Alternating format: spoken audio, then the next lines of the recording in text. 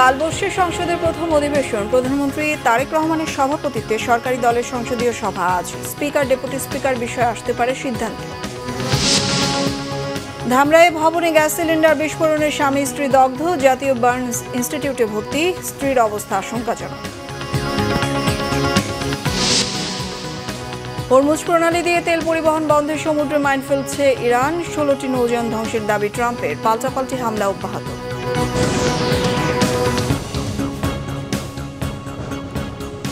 দেখছিলেন crown cement সংবাদ শিরোনাম। এবার বিস্তারিত। আগামীকাল বসছে ত্রয়োদশ জাতীয় সংসদের প্রথম অধিবেশন। 2024 সালে 5 আগস্ট শেখ হাসিনা সরকারের পতনের পর এই প্রথম সংসদীয় কার্যক্রম হতে যাচ্ছে আগামীকাল। দীর্ঘ 2 যুগ পর শক্তিশালী বিরোধী দল পেয়েছে জাতীয় সংসদ, যাদের সরব উপস্থিতি ত্রয়োদশ জাতীয় সংসদের প্রথম অধিবেশনে উত্তাপ ছড়াতে পারে। এদিকে রেওয়াজ অনুযায়ী রাষ্ট্রপতি মোহাম্মদ শাহাবুদ্দিন কাল সংসদে ভাষণ দেবেন। তবে তাকে ভাষণ দেওয়া থেকে বিরত রাখার দাবি জানিয়েছে প্রধান বিরোধী দল জামায়াত ইসলামী ও এনসিপি।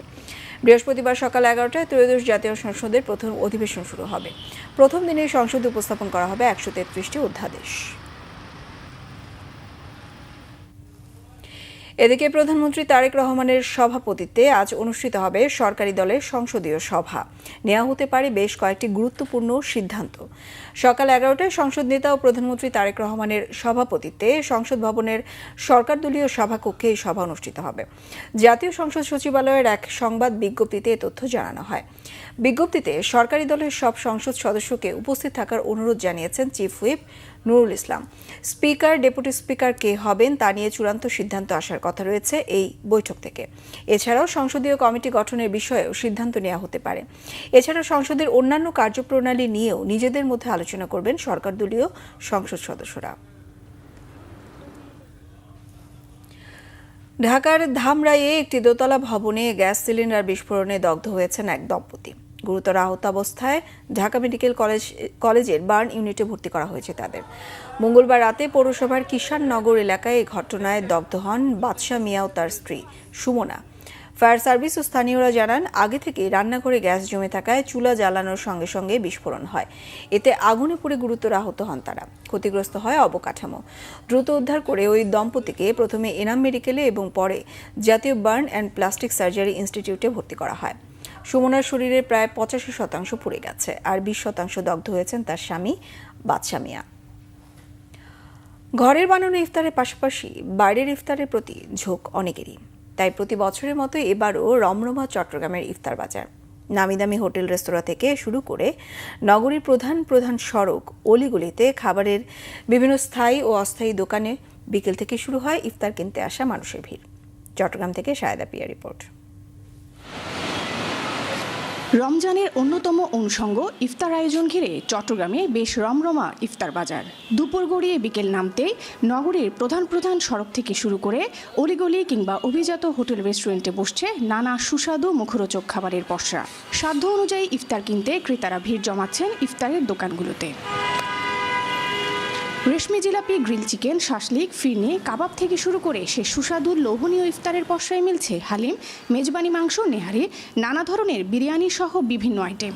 কর্মব্যস্ততার কারণে কিংবা স্বাদে ভিন্নতা আনতে ঘরে তৈরি ইফতারের পাশাপাশি বাইরের ইফতারের প্রতি আগ্রহ এখন অনেকে। দই বড়াটা এখানের অনেক মজা, আর হান্ডির হালিম তো অলওয়েজ ফেমাস। দাম মোটামুটি আগের মতনই আছে, আর কোয়ালিটি তো ওদের অলওয়েজই বেস্ট থাকে, ওই জন্যই আসা। এটা চিটাঙ্গের ওয়ান অফ দ্য বেস্ট ইফতার হালিম, হ্যান্ডি হালিম আপনার। যদিও বা আমাদের এটা আমরা নিচ্ছি, স্বাচ্ছন্দ্য বোধ করতেছি, কিন্তু মধ্যবিত্তের জন্য খুবই টাফ এটা খাওয়া। আসলে বাসার স্বাদ তো বাসার স্বাদ, কিন্তু মাঝে মধ্যে বাইরে থেকেও খেতে ভালো লাগে, এটাই আর কি। বাসার ইফতারের পাশাপাশি ধাবা থেকেও এসে নিয়ে যায়, বিশেষ করে এদের হালিম। রোজাদারদের চাহিদা, রুচি আর স্বাদের কথা মাথায় রেখে বিক্রেতারাও দোকানগুলোতে ইফতার সামগ্রীতে ভিন্নতা আনার চেষ্টা করছেন। বেচা কেনা ভালো হওয়ায় বিক্রেতারাও খুশি। চট্টগ্রামের মধ্যে আমরা বেস্ট রাখার চেষ্টা করি। আমাদের হালিম যারা একবার টেস্ট করছে, ইনশাল্লাহ তাকে বারবার আসতে হবে হান্ডিতে। আমরা ঠিক সেইভাবে হালিমটা তৈরি করার চেষ্টা করি। আর আমাদের চাপের মাংস আছে, বিফের খিচুড়ি আছে, প্রত্যেকটা জিনিসের ব্যাপারে আমরা খুব সিরিয়াস। মানুষ যাতে হান্ডিতে এসে তার ইফতারের খাবারটা নিয়ে অন্তত সন্তুষ্ট চিত্তে তার ইফতারটা শেষ করতে পারে। আমরা সেটা সবসময় চেষ্টা করি। বিরিয়ানি আছে, চিকেন রোস্ট আছে, চিকেন কাটলেট আছে, চিকেন সাসলিক আছে, চিকেন টিক্কা আছে, টাংরি কাবাব আছে, চিকেন সাসলিক আছে, চিকেন রোল আছে। প্রত্যেক বছর এই বছরও কাস্টমারদের একটা ব্যাপক ইফতারি চাহিদা, ধাবার আইটেমের চাহিদা রয়েছে। বিশেষ করে আমাদের স্পেশাল কিছু আইটেম থাকে, এই কারণে আমাদের কুটুম্বের প্রতি কাস্টমারদের একটা এক্সট্রা আকর্ষণ থাকে। পুরো রমজান জুড়ে এভাবেই নগরীর চকবাজার, কাজীর দেউরি, মুরাদপুর, জিসি, ভদ্দারহাট, নিউ মার্কেট, আগ্রাবাদ, ওয়াসামুর সহ বিভিন্ন এলাকায় ক্রেতা বিক্রেতার উপচে পড়া ভিড় থাকে ইফতার বাজারে। শাহিদা পিয়া, বাংলা ভিশন, চট্টগ্রাম। আন্তর্জাতিক প্রসঙ্গ। 12তম দিনে গড়ালো ইরানের বিরুদ্ধে যুক্তরাষ্ট্র ইসরায়েল জোটের পাল্টাপাল্টি হামলা। যুদ্ধটি মোড় নিয়েছে জ্বালানি সরবরাহ নিয়ন্ত্রণের দিকে। তেল পরিবহনের গুরুত্বপূর্ণ রুট হরমুজ প্রণালীতে মাইন ফেলছে ইরান। 1 ডজনের বেশি মাইন স্থাপনকারী নৌযান ধ্বংসের দাবি করেছে যুক্তরাষ্ট্র। বিশ্বে তেল সরবরাহের 1/5 এই হরমুজ দিয়ে পরিবহন করায় গুরুত্বপূর্ণ জলপথটি বন্ধ হলে জ্বালানি খাতে বৈশ্বিক টালমাটাল অবস্থা তৈরি হতে পারে, যার নজির এরই মধ্যে জ্বালানি আর পুঁজিবাজারে পড়তে শুরু করেছে। এখনও হরমুজ প্রণালীর নিয়ন্ত্রণ ধরে রেখেছে ইরানের বিপ্লবী গার্ড বাহিনী। একাধিক আন্তর্জাতিক গণমাধ্যম, বিশেষ করে পশ্চিমা সংবাদ মাধ্যমে দাবি করা হয়েছে কিছুদিন ধরে হরমুজ প্রণালীতে মাইন স্থাপন করছে ইরান। এমন অবস্থায় মাইন স্থাপনকারী অন্তত 16টি নৌযান ধ্বংসের দাবি করেছেন মার্কিন প্রেসিডেন্ট ডোনাল্ড ট্রাম্প। সামাজিক মাধ্যম ট্রুথ সোশ্যালের মাধ্যমে ইরানকে হুঁশিয়ার করে অবিলম্বে মাইন অপসারণ আর হরমুজ প্রণালীকে বাধামুক্ত রাখতে বলেছেন। তার দাবির সমর্থনে একাধিক ভিডিও প্রকাশ করেছে মার্কিন সামরিক বাহিনী। এদিকে ইরানের রাজধানী তেহরান সহ একাধিক এলাকায় ক্ষেপণাস্ত্র হামলা জারি রেখেছে ইসরায়েল ও যুক্তরাষ্ট্র। ইরানের পাল্টা হামলায় বিস্ফোরণ হয়েছে ইসরায়েলের রাজধানী তেল আবিব ছাড়াও হাইফা, জেরুজালেম সহ একাধিক এলাকায়।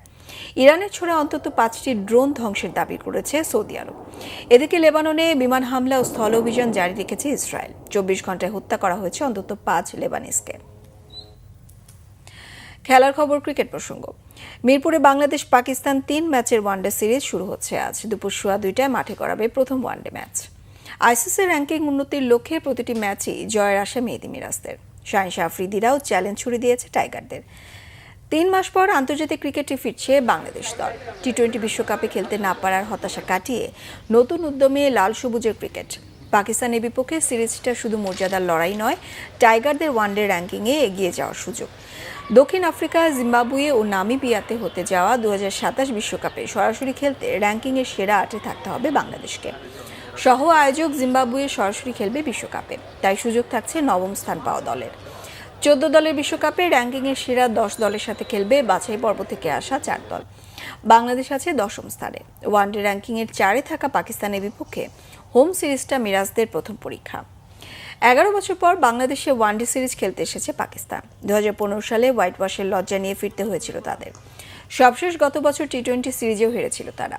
ওয়ানডে পরিসংখ্যানে অনেক এগিয়ে থাকা দলটির এবার শক্তির প্রমাণ দেওয়ার পালা। 2 দলের 39 ওয়ানডে 34টিতেই জিতেছে তারা। বাংলাদেশের জয় মাত্র 5টি। এই ছিল এখনকার মতো। পরের সংবাদ সকাল 11টায় দেখার আমন্ত্রণ রইল। এছাড়া বাংলা ভিশন সংবাদ ও সংবাদ সংশ্লিষ্ট অনুষ্ঠান দেখতে ভিজিট করুন www.bbnews24.com ও facebook.com/banglavisionnews। সাবস্ক্রাইব করুন youtube.com/banglavisionnews। সঙ্গে থাকায় ধন্যবাদ সবাইকে।